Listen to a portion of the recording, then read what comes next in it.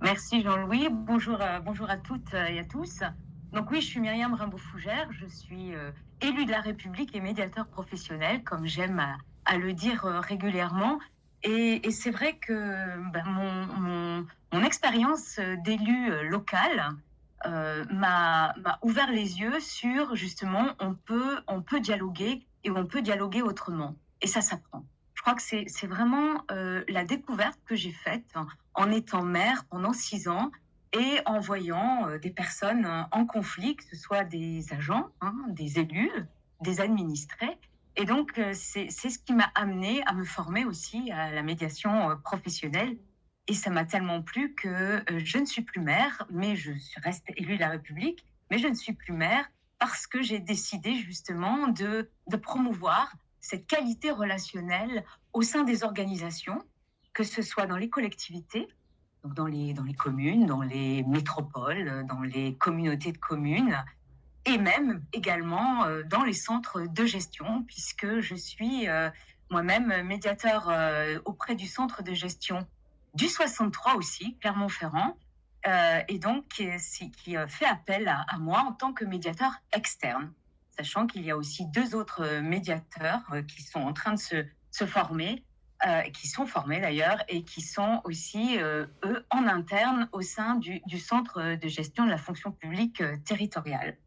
Alors, Alors, il y qu'est-ce en a de qui... plus en plus, si tu veux bien, je Oui, passe, il y en a de plus en plus, hein, tu as initié, je peux dire que tu as été l'une des initiatrices de la médiation dans les CDG, parce que tout ça, c'est tellement nouveau. Quand on parle de médiation, il y a des gens qui pensent que la médiation, c'est une vieille histoire, mais en réalité, c'est pas vrai. C'était il y a une vingtaine d'années, hein, ça a commencé là, parce que j'ai écrit le premier bouquin sur la formation des médiateurs professionnels. Et puis, il y a le mot médiation, le mot médiateur n'était pas utilisé que par quelqu'un d'autre, principalement que le médiateur de la République. Hein, donc, dans la société en général. Et puis, il y avait quelques personnes qui étaient consultants en médiation. Donc, quand on parle de médiation, on est en 2023. Toi, tu as commencé la médiation aussi auprès d'un centre de gestion. Tu as vraiment impulsé ça. Parce qu'il y avait des médiateurs qui sont formés dans les centres de gestion aussi, mais c'était nouveau quand tu as commencé. C'était quand?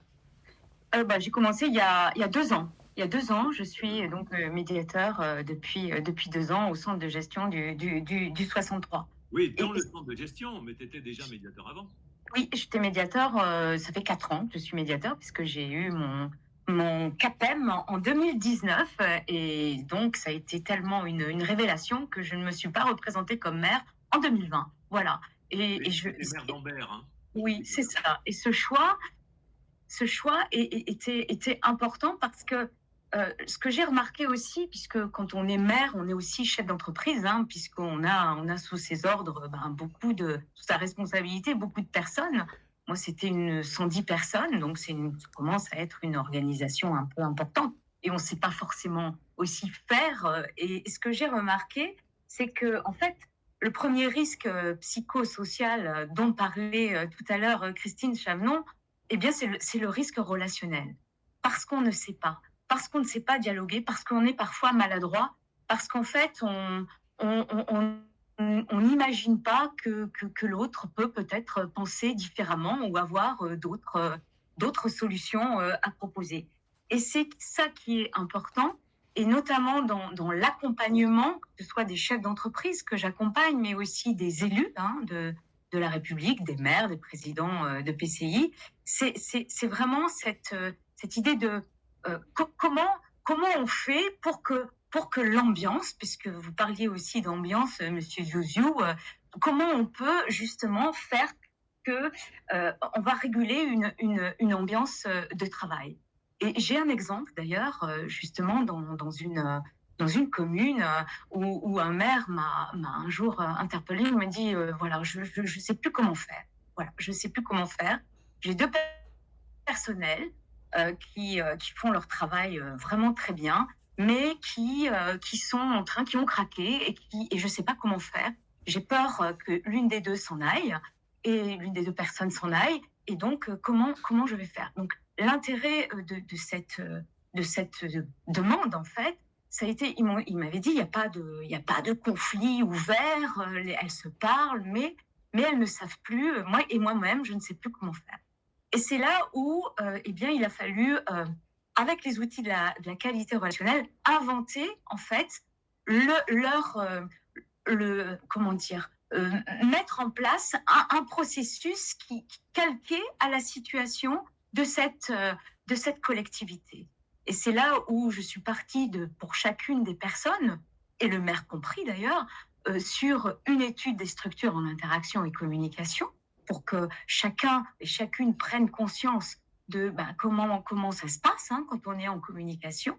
Et ensuite, avoir un travail en atelier avec les trois personnes pour qu'ensemble, elles puissent aussi, comment dire, retrouver du sens dans leur travail, de la motivation aussi dans leur mission, et puis également, comment dire, une reconnaissance aussi dans leur fonction, parce que c'était très, très flou. Et c'était ce flou dont ils n'arrivaient pas à s'extraire ni les uns ni les autres. Et c'est ce flou-là qui, si on peut prendre une métaphore, eh bien, moi, je les ai aidés à clarifier les œufs. C'est pas l'omelette au lardon, hein, Jean-Louis, mais j'aurais aidé à clarifier les œufs. C'est-à-dire à séparer les jaunes des blancs, en tout cas à voir quelle mission était pour l'une, pour l'autre, comment on allait réguler les réunions avec l'élu. Voilà, c'était ça en fait l'intérêt.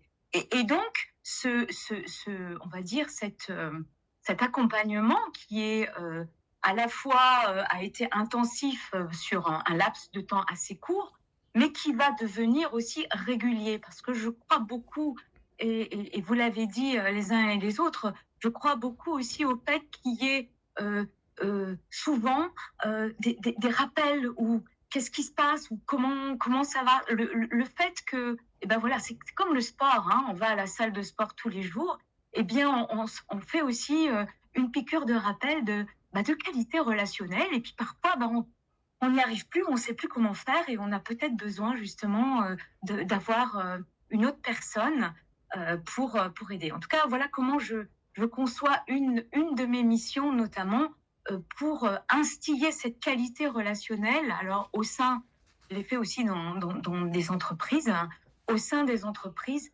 pour, oui, aider les personnes à clarifier leurs œufs. C'est ce que Oui, je voulais. en fait, très clairement, c'est démontrer que quand on fait de la médiation professionnelle, c'est une approche pédagogique. C'est-à-dire qu'en même temps, il y a un travail pour dénouer des situations. Toi, tu as une métaphore culinaire. Hein, donc, moi, je vais avoir peut-être une métaphore de chantier qui consiste à dire, on va dénouer une situation.